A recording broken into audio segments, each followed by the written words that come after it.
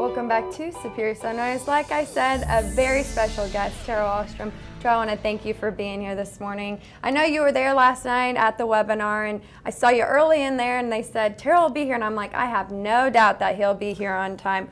But let's get right into it. Let's talk about how you kind of got started in the livestock industry and then developed your relationship with Superior over the years.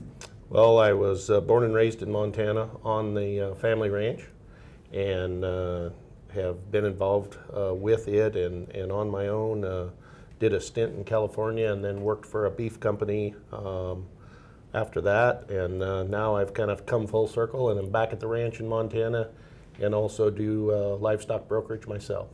People always are interested and intrigued by ranching in Montana because it's so different. You know, sometimes I had Pete Bonds on here not that long ago and we talked about cattle that work in Montana don't necessarily work way down in South Texas. But talk about the kind of ranch ground that you run your cattle on.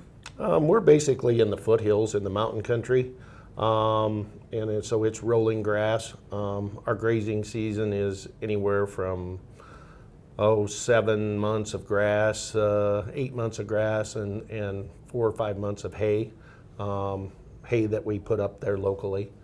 And so it's a little more labor intensive than some parts of the world, but those 6-7 months of grass that we have, it's awfully good grazing and awfully strong grass.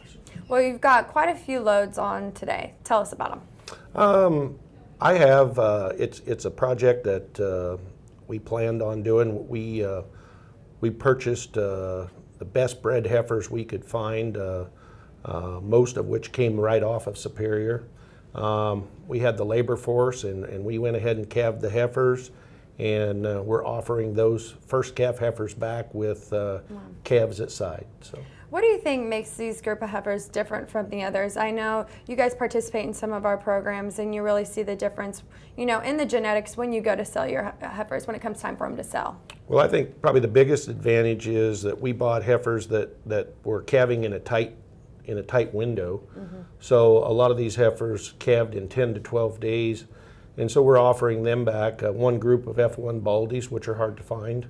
You know, they're easy fleshing type cattle. They've got great udder quality, and they were all AI'd to a Keneally bull.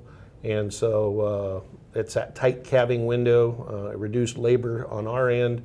And I think it's an advantage to someone buying them because I think your breed back will be excellent with having them calve in a tight window like that.